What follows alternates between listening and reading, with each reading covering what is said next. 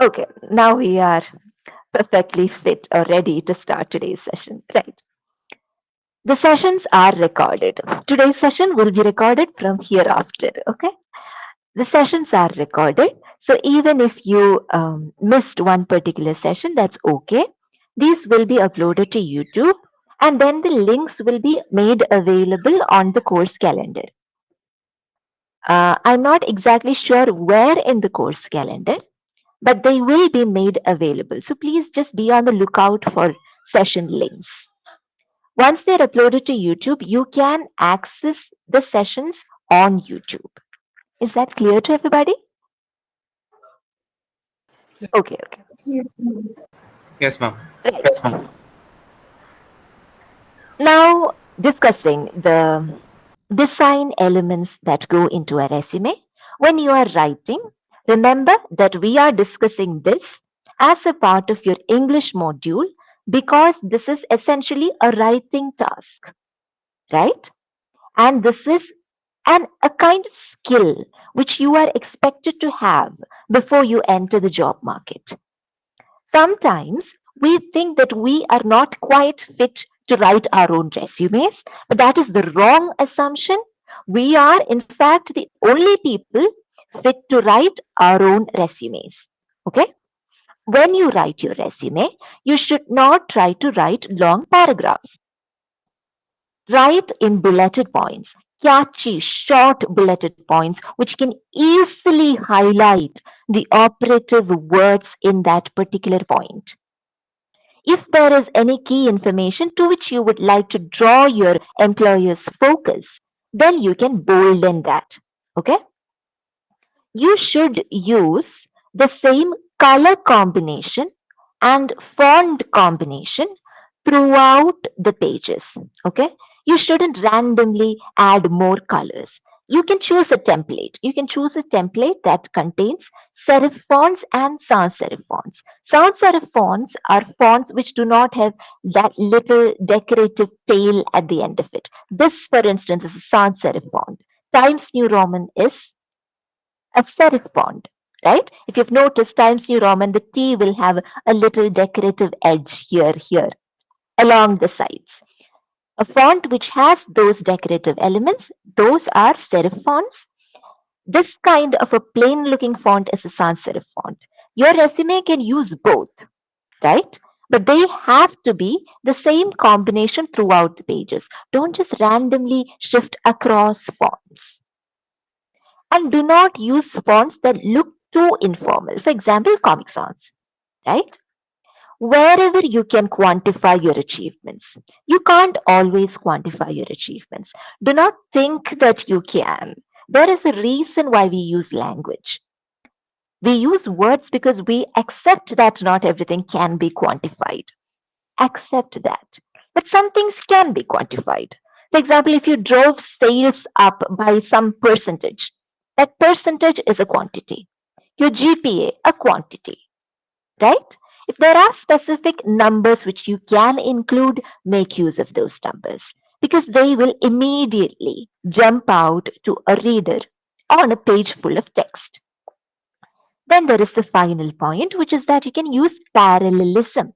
Parallelism is the construction of sentences using a parallel structure. We will see an example as we go along. Right.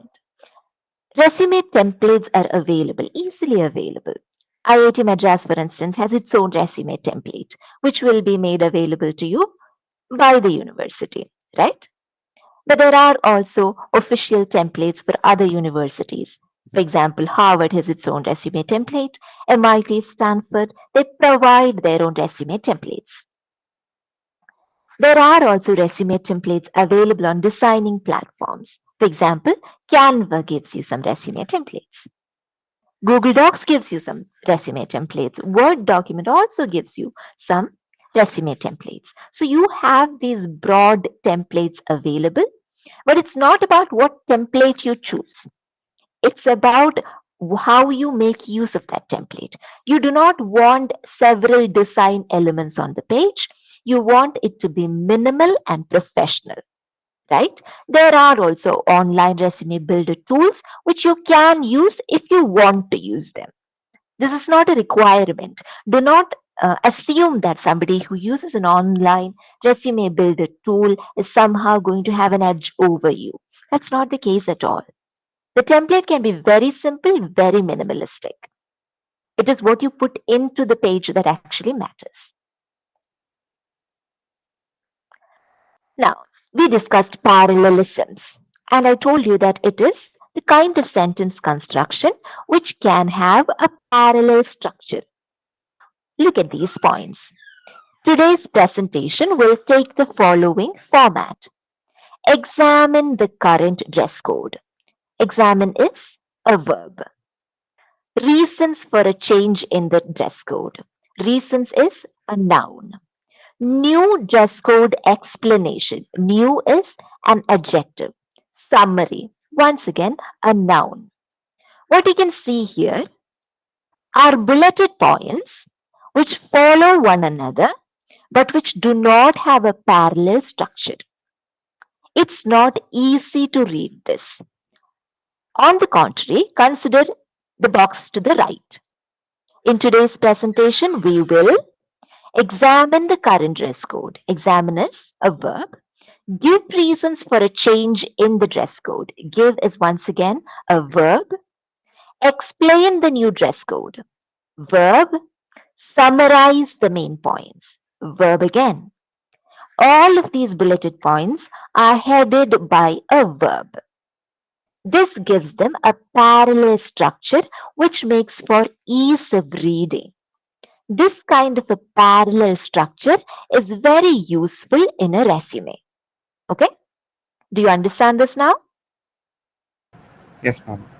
If, for example, I am trying to include the fact that I am facilitating this session for you today and I want to use parallelisms, I would say something like this is just a random example facilitated a session on resume writing, clarified students' queries, recorded the live session. Do you notice? Each one of the points begins with yes, Aman, parallelism does mean that you use similar kind of structure for your sentences. Yes.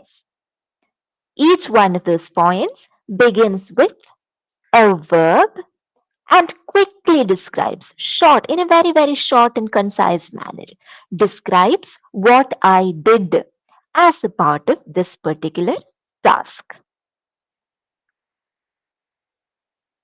If we have time, I'll give you some time to think about um, any project that you've done, anything, a project or anything that you are quite proud of that you want to see in your resume, and to describe that using parallelisms in a span of maybe 3 or 4 bulleted points.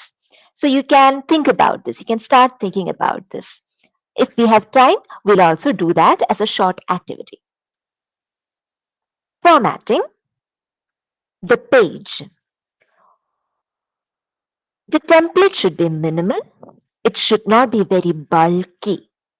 For example, when I was giving one of these sessions, one of the questions that a student asked me was, my one of my page elements. See, look at this.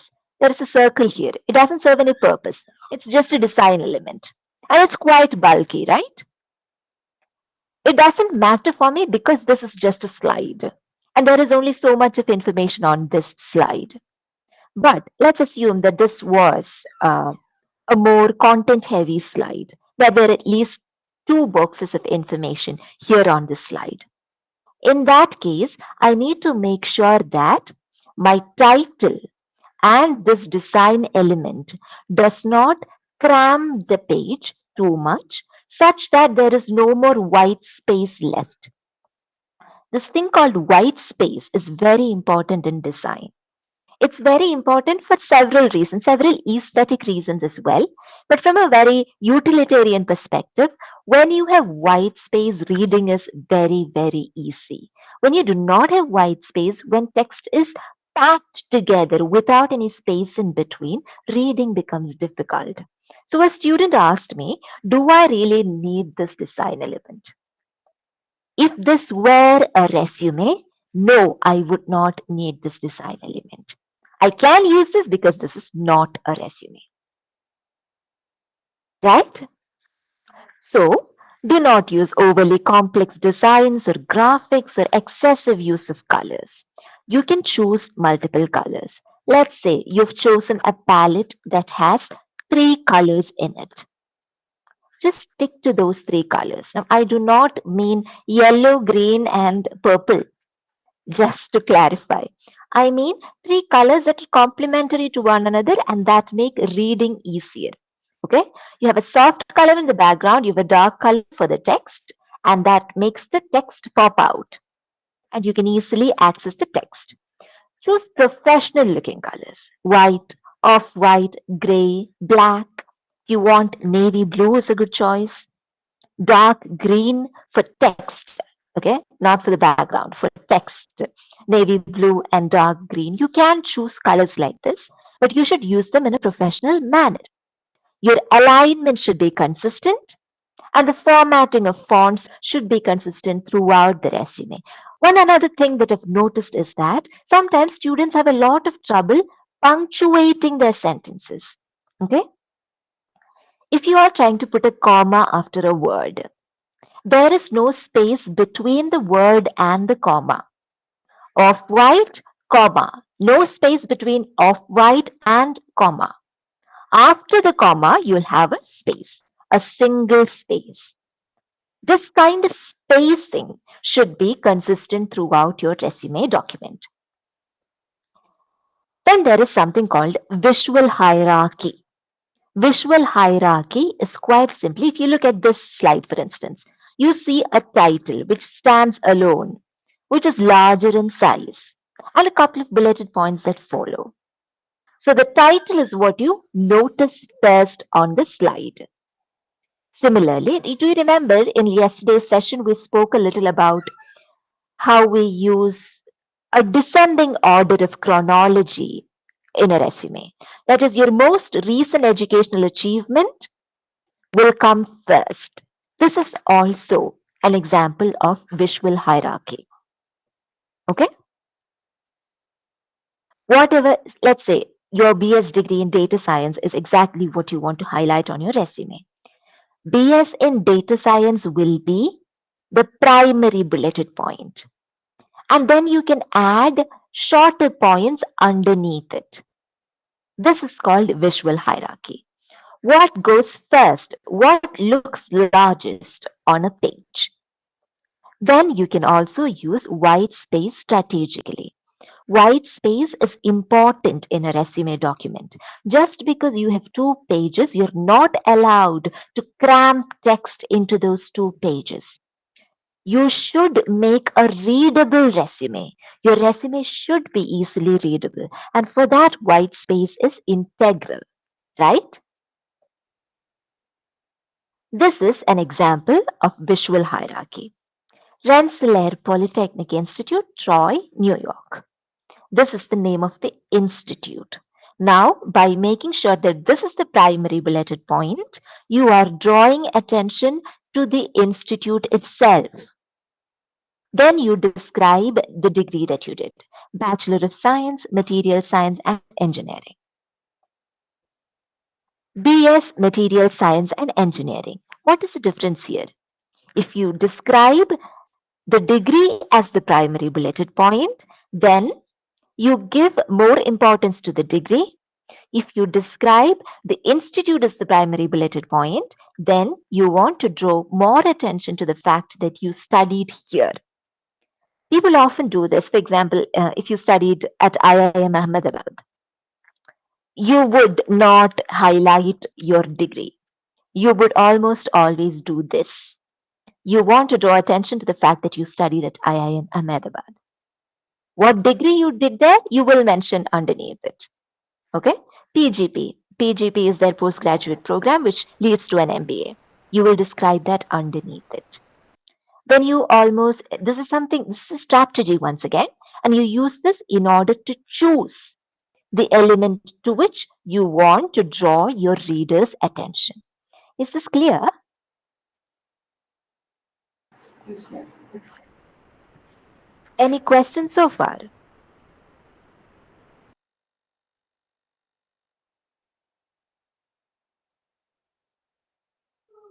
Okay, all good it seems. These are two different formulations of the same information, but in different ways. Okay?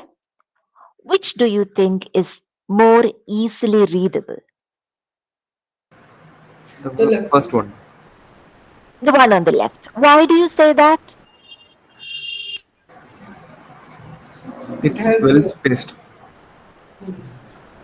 It's well spaced. Yes. So yes. that is how you use white space. Any other reasons? You explain in the short bulletin points, not like a paragraph. It's It's not given in clumsy. short. It's not clumsy. It's given in short bulleted points. Any other reasons?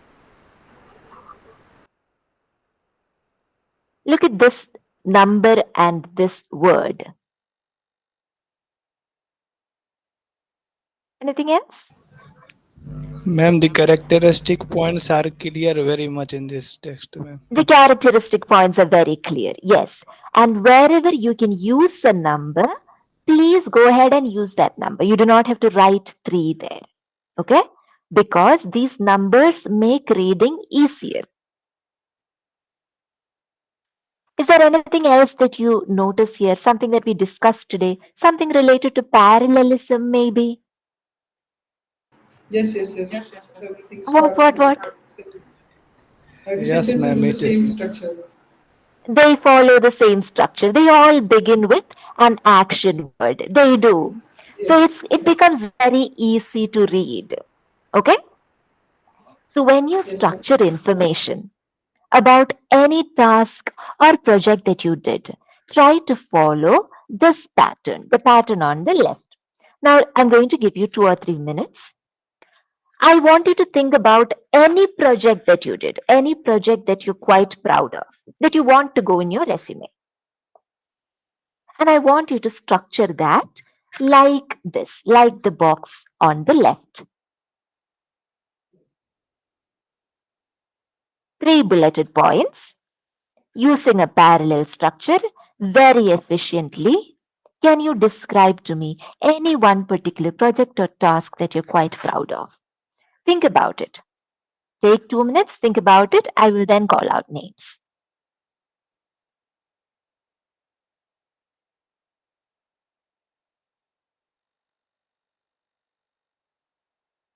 Did everybody understand the question?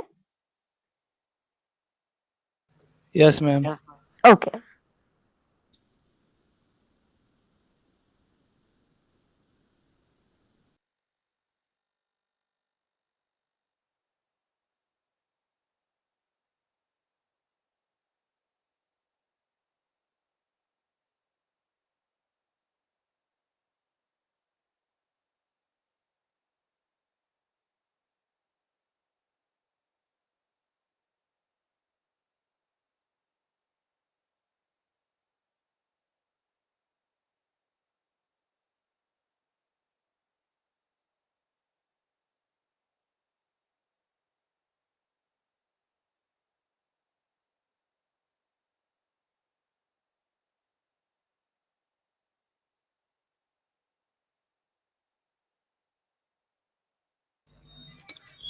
Hello, ma'am. Ma'am, may I try, ma'am? Okay. Go on, Sarfraz. Ma'am, I have organized a small event in which I have advised 25 persons in which Sarfraz, I have. Yes, sentences ma'am. are bulleted points. Yes, ma'am. I have supervised 25 persons Hmm. uh, in which there are a sales hike of 50%, 25%, ma'am, and Sales hike the of 25%. yes, ma'am. Who are these 25 people whom you supervised? They were the salespersons, ma'am. Okay, so how do you structure that into a point? Supervised 25 salespeople in Yes, a ma'am. store or a company. Where? Sir, in a store, ma'am. In a store. Okay, supervised 25 salespeople in a store. And the second Yes, point is drove up sales by 25%. 25. Yes. So you need a Yes, parallel structure, right? Begin with yes. a verb. Okay, go on. That's all? And the companies benefit it by 25,000 rupees in 1 week. Benefited by 25,000 rupees in 1 week, ma'am. It may be. So the company had a returns of 25,000 in that particular week. Yeah, ma'am. That what you're trying to tell me? Okay. Okay. Yeah. Understood. How can you structure that point using parallelism? Start with a verb maybe. Benefited by 2,500 rupees in 1 month. Benefited would not be the most apt word to use there, because if you use the word benefited, you're thinking from the point of view of the company. This is a resume. When you're writing a resume, you need to always structure every sentence from your point of view. Okay, ma'am. Can you think Ma'am, of there another are word maybe? It's okay. I don't want you to respond immediately. Just think of it. Okay? I don't want to put you on the spot. Help to gain. Yes, that's a good way to phrase it. Help to gain. Helped the company gain 25,000. Yes, that's a very good way to yeah, put it. There are yeah, ma'am. several ways to put it. I just want you to think about these things.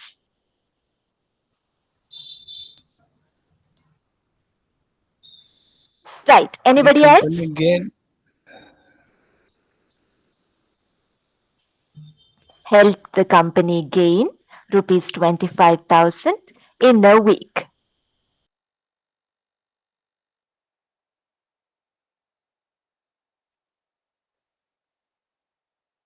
Anybody else? help the company earn 2,500 more, ma'am. Helped the One or company two. earn 25,000 more in 1 week. Very good. Thank you, ma'am. Chetna, would you like to try?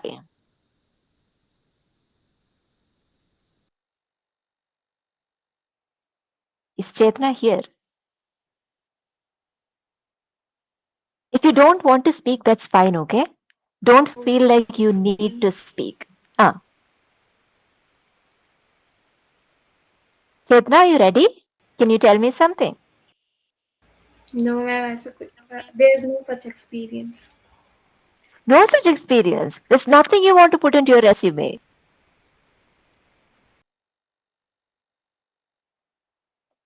That's okay. Maybe you will have a lot of such experiences as you go further along.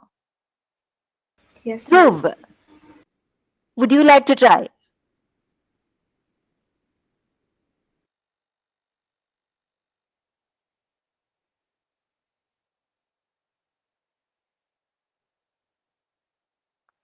Don't leave the meeting just because I'm asking you to talk. It's fine if you do not want to talk, okay? Just tell me you do not want to speak.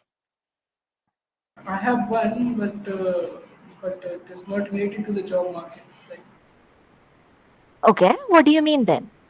Is it something that you want to put in your resume? it's a kind of campaign which I did for the climate change. It's a kind of campaigning, so it could be a voluntary activity. Yes, yes, yes. Okay, go on, tell me.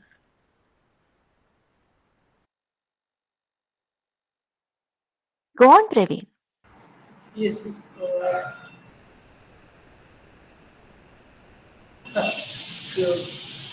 created a group of 25 people Hmm. and manage to clean clean the surroundings of my city and make people aware of the the climate change. Like I think people about the climate change, like how. Okay. How do you structure that using parallel points? Organized an awareness drive on On climate climate change. change. Yes. Rather, I call it catastrophe because now it becomes a catastrophe for us. Okay. Organized an awareness drive on climate change. Managed a group of 25 volunteers. Cleaned the surroundings of a city. Okay. Yes. So you have three parallel points there. I'm just trying to give you examples. Unless you do the activity, you will not be able to figure this out. Okay? Now, like we saw when Sarfraz was saying, a resume is a very individualistic document. Your company might have been the one to make the profit, but you tell the story from your perspective. You are the hero in the resume. Okay?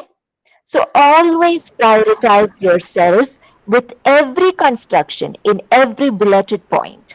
It must be from your perspective. It should highlight your role.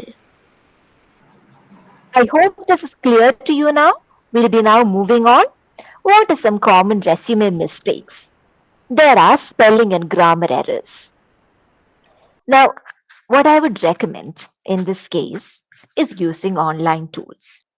Online grammar checking tools, online spell check tools, your very dear friend ChatGPT. All of these can be very helpful if you want to make edits on your resume. What AI cannot do for you is write because AI simply doesn't know what your biggest strengths are. AI might also not know what your biggest where can I get the where can I get the rec? What do you mean by rec? Oh, recording. The recording will be Recording. made the recording will be made available on YouTube, not right now, maybe after the workshop sessions are over. And the link will be available on your course calendar. Not immediately, by the way. The workshop sessions are still going on, right? But you will get the recorded sessions. Okay, sorry, that kind of just broke my flow. You can use online tools in order to correct any spelling and grammar errors. Using AI for this purpose can be very, very helpful and very, very effective. Do not oversell your skills. When I was trying to tell you that AI doesn't really know what your greatest strengths are, it also doesn't know what your greatest weaknesses are. So, what if we tell ChatGPT our strengths? It will still not be able to understand them. That's the problem. It might be able to understand that those are your strengths, but in the case of us humans, our strengths are always in relation to our weaknesses. So, what we do when we write a resume is we take very good care so as to hide our weaknesses and to highlight our strengths. It's a very strategic thing to do. And actually, you're more intelligent than AI. This is something that I said yesterday as well. But if you trust ChatGPT to that extent, go on, give it a try. But I just want to warn you that several other people might be doing the same thing. So there are chances that your resume will quite simply not be able to stand out simply because you're using the same resource, right? Do not oversell your skills because at some point if the resume leads you to an interview, then you will find it very difficult to back up your claims with examples, with proof. Do not use generic statements. Show, demonstrate, do not just state things. Your resume should not be too long. Your contact information should be updated. Include references if you are required to include references. Okay? Sometimes it is quite nice to include some information, a bulleted point or two about activities that you greatly enjoy, hobbies that you greatly enjoy, because these are the kind of information that can allow an employer to see whether you are a good culture fit. Culture fit is a term that is almost always used in the context of hiring. Culture fit is where an employee aligns with the company's work and life culture. Okay? So saying that this is my hobby can help them see whether you will be a good fit in that particular environment. That is the relevance of including one or two bullet points about things that you enjoy doing. But you do not have to do this, okay? You do not have to. You do not think that your resume is going to be bad if you do not have a hobby to include in it. This is just a nice way to do it. This is not a necessity. If you feel like this is a waste of time and space and energy, don't bother. That's fine. How can you avoid these resume mistakes? You should proofread your resumes very carefully. Meticulously is carefully. You can also give it to someone else to proofread or to seek feedback. You can use online tools in order to check for grammatical errors, punctuation errors, any kind of plagiarism. It's better not to plagiarize, but you can also, just for the peace of mind, use an online tool in order to check. Okay? Cover letters and references. Now, what exactly is a cover letter and where should you include a reference? A cover letter is a letter of introduction. This accompanies your resume, and this can provide your employer a quick overview of your skills and qualifications and the reasons why you're interested in this particular job. A cover letter should not be something that just reiterates or restates all the things that are there in the resume. It should ideally complement the resume, work together with your resume. Remember, you have a limitation in your resume. You cannot even use full sentences. In a cover letter, you can use full sentences.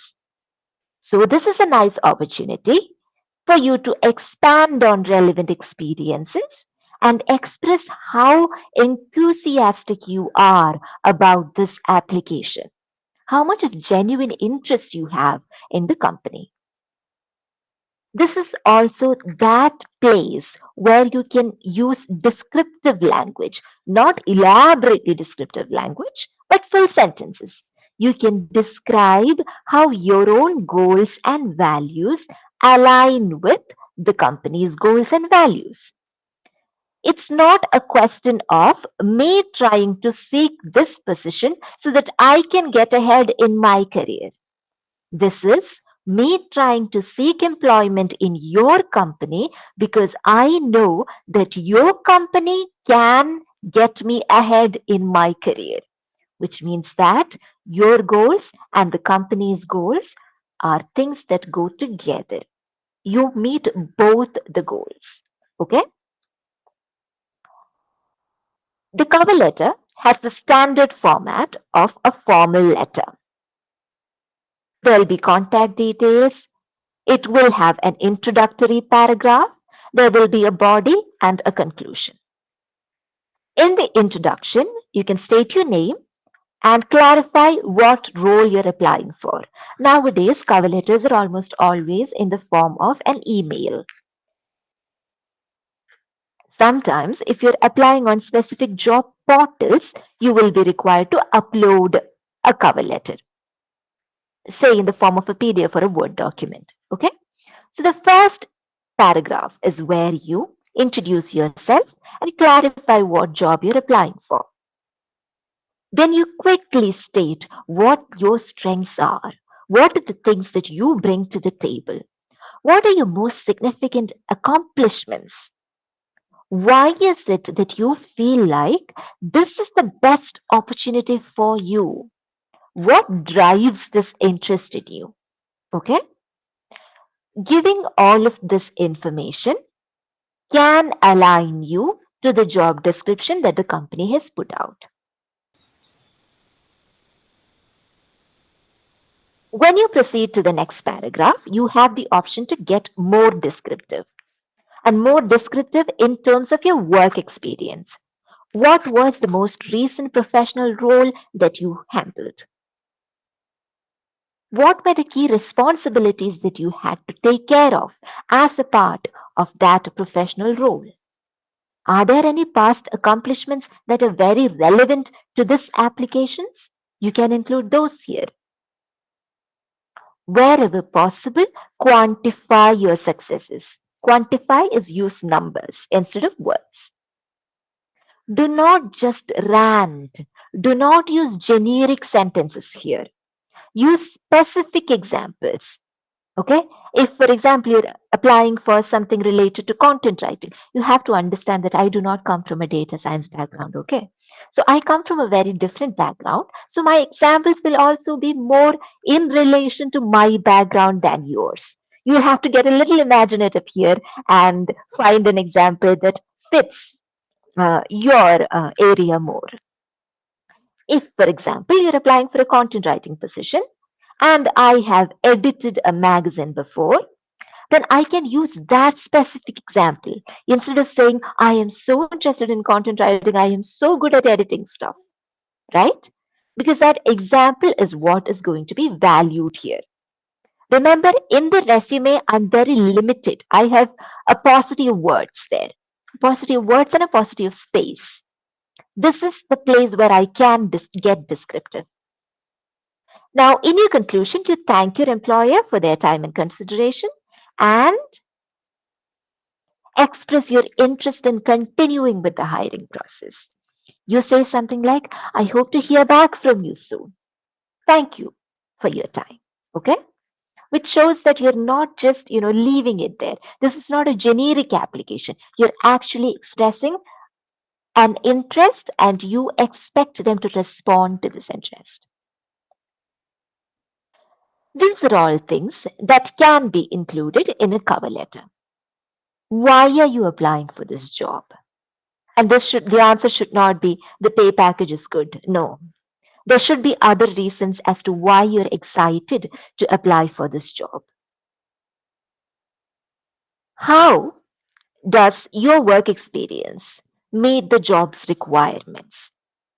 You can give a quick description of any projects that you've handled. Now, whenever I say work experience, students who are starting out have a tendency to feel disheartened. That should not be the case. Any project that you take care of, any project that you successfully accomplish is work experience. Education is work experience, okay? Education is not a waste of time. You actually do things while you are studying. Value those experiences. Learn to give yourself credit for those experiences. Okay? Now, call to action. You give concrete examples. Yes, we already discussed that. Call to action. Call to action is that final concluding sentence. I hope to hear back from you soon. I look forward to an opportunity where I can discuss this further with you.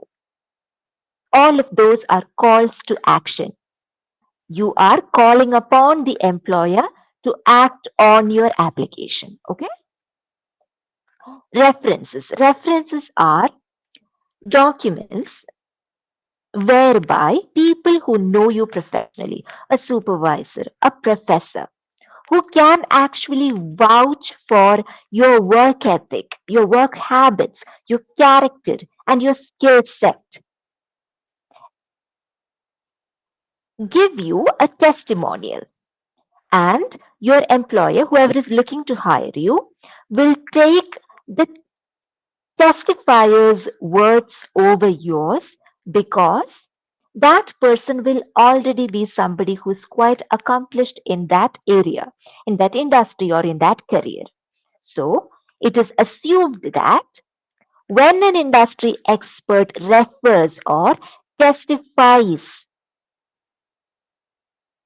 for somebody who's making an application, the applicant can also be trusted by extension because the industry expert can be trusted. So be very careful when you choose your references and be very professional in your choice of references. Do not ask your uncle to give you a testimonial. How do you compile a list of references? Now, how do you know whether you need references? This will be mentioned in the job description. Whether or not you should include references will be clearly mentioned in the job description.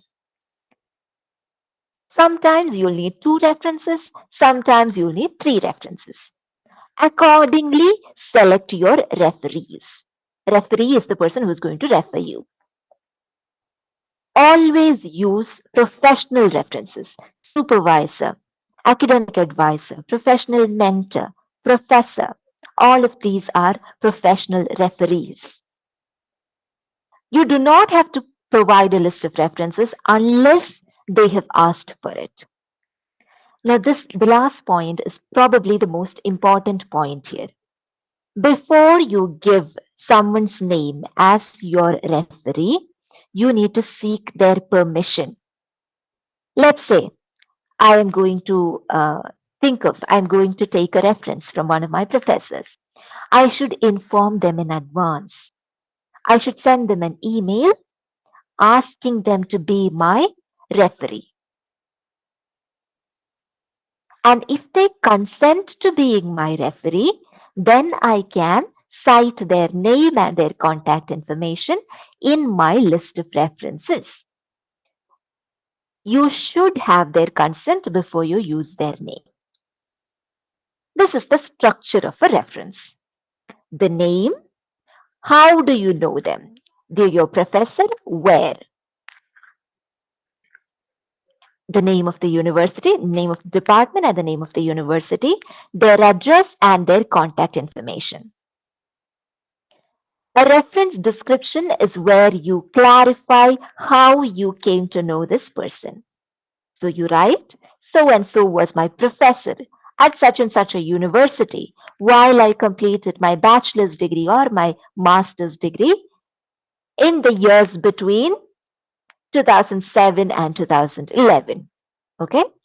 This particular professor is an apt referee for me because I worked under them on a special language projects upon request. So not only have they taught me in class, they have also worked with me on a project. So they know how I work, how I operate in a professional environment. That is the end of our session on resume writing. I just want to open the floor for any questions that you might have now. We have a few more minutes, so please ask your questions. Do you need any clarifications? Is there anything that I have not addressed here? You will get the PDF. They will be available under the supplementary materials or supplementary content section.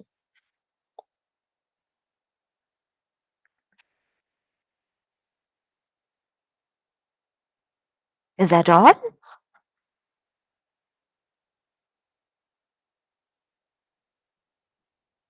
Can you show us an example of such a resume? I do not currently have an example of such a resume, but it is generally the thing with resumes is that nowadays there are 2 kinds of resumes. The resume that we are talking about here is a resume that we draft, right? So this is a document which we send across to somebody who is hiring you. Then there is also social media, and I'm referring here specifically to LinkedIn. LinkedIn is sometimes a black hole of resume writing where you get so much of information that you practically feel inundated by, oh my God, so much of information. Do we need a resume if you want to get into an internship? Yes, you do. And IITM does provide you a specific resume template, Suhail. You can ask for that at the university. So, what I would suggest, no, Tanmay, I'm not done answering. I just got interrupted in between.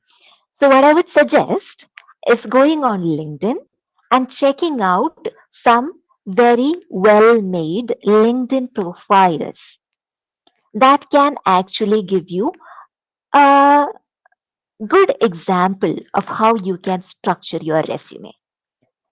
Once again, there is a difference. LinkedIn is a social media platform, but it is specifically used for professional purposes. So you do construct a resume according to the mandate of the platform. So there are limitations on LinkedIn. It doesn't give you the kind of free form and freedom that a resume document would give you. But as an example, certain LinkedIn profiles, which are well crafted, can be very helpful in identifying how to craft or how to draft your resume when you are starting out.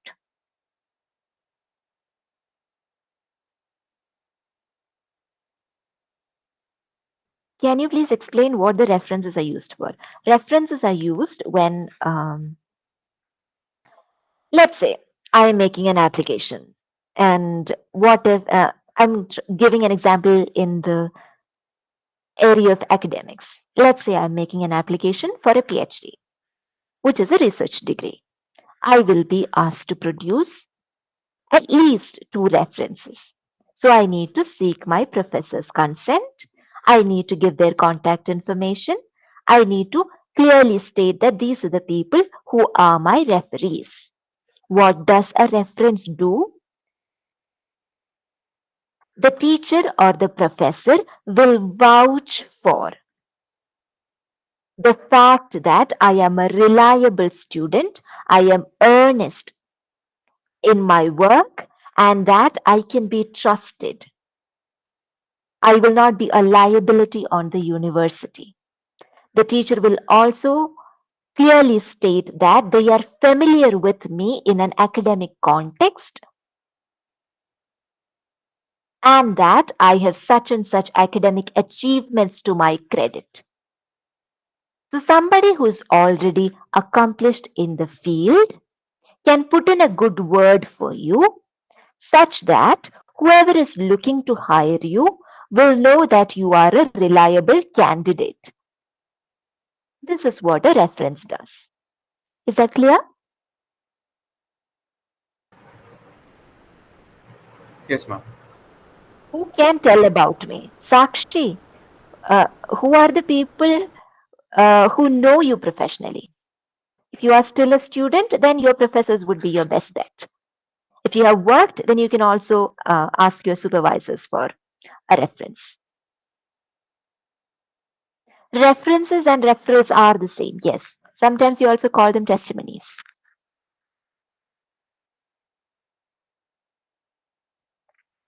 Is that all?